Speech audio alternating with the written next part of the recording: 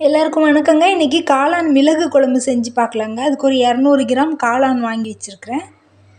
இதுக்கு ஒரு 3/4 ஸ்பூன் சீரகம், 3/4 ஸ்பூன் சோம்பு, பட்டை, கொஞ்சமாக 3 லவங்கம். இதை குட்டி ஜாரில் போட்டு பொடி பண்ணி எடுத்துக்கலாங்க.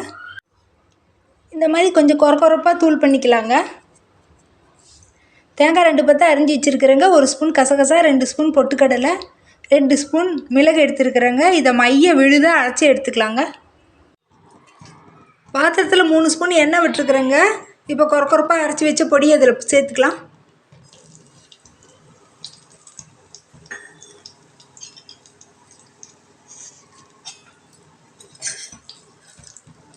சின்ன வெங்காயம் நீல வாக்கில் கொஞ்சம் அரிஞ்சு வச்சுருக்குறேங்க. 2 பச்சை மிளகாய் கீறி வச்சுருக்கிறேன். கருவேப்பிலை கொஞ்சம் போட்டுக்கலாம்.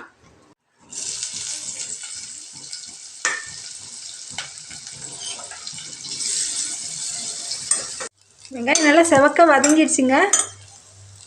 இஞ்சி பூண்டு விழுது ஒரு 3/4 ஸ்பூன் போட்டுக்கிறேன். அடுப்பு சிம்மிலே வச்சு கிளறுங்க, இல்லைன்னா தூள் போட்டதுக்கு சீஞ்சு போயிடும். 2 தக்காளி அரிஞ்சு வச்சுருக்குறேங்க. இதை இப்போ சேர்த்துக்கலாம். தக்காளி வதங்கிடுச்சுங்க. இப்போ காளான் சேர்த்து வதக்கிக்கலாம். 1/4 ஸ்பூன் மஞ்சள் தூள், 2 ஸ்பூன் கொத்தமல்லி தூள் சேர்த்துக்கலாங்க. தேவையான அளவுக்கு உப்பு போட்டுக்கலாங்க.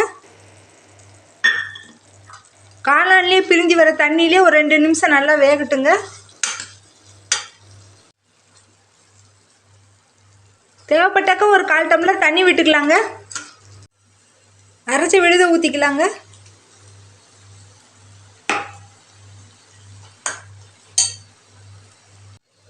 கழுவுன தண்ணி ஊற்றிக்கிறேன். தேவையான அளவுக்கு தண்ணி விட்டுக்கலாம். நல்லா கலக்கி விட்டுக்கலாம். இது ஒரு 5 நிமிஷம் நல்லா கொதிக்கட்டுங்க.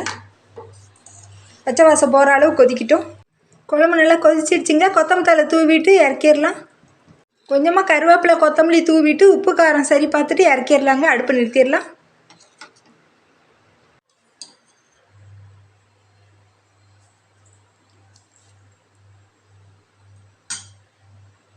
காளான் மிளகு குழம்பு தயார். நன்றிங்க. எல்லாருக்கும் வணக்கங்க. இன்றைக்கி இஞ்சி பூண்டு விழுது அரைச்சி எடுத்து வைக்கிறது பார்க்கலாங்க.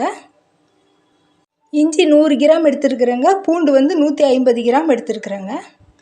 இது இந்த மாதிரி இஞ்சி தோலை செதுக்கிட்டு சின்ன சின்ன துண்டாக அரிஞ்சிட்டு ஜாரில் போட்டு அரைச்சி எடுத்துக்கலாங்க. முதல்ல இஞ்சி போட்டு ஒரு சுற்றிட்டு அப்புறமா பூண்டு போட்டு அரைச்சிக்கலாங்க.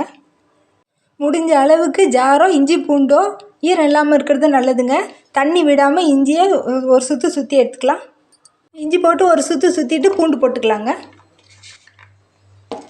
தண்ணி விடாமல் அரைச்சி எடுத்துக்கலாங்க. விழுதாக அரைச்சாச்சுங்க.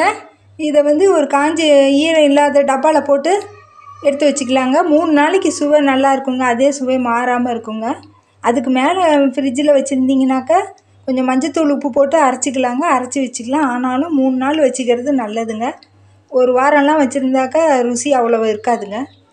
மூடி போட்டு வச்சுக்கலாங்க. அரைச்ச உடனேயே மூடி போட்டு ஃப்ரிட்ஜுக்குள்ளே எடுத்து வச்சுருங்க. வெளியில் இருந்தால் கடுத்து போயிருங்க, கசப்பெடுத்துரும். மைய விழுதாக அரைக்காமல் லேசாக திரியாக அரைச்சாக்கா சுவை இன்னும் கூடுதலாக இருக்குங்க. இஞ்சி பூண்டு விழுது தயார். நன்றிங்க.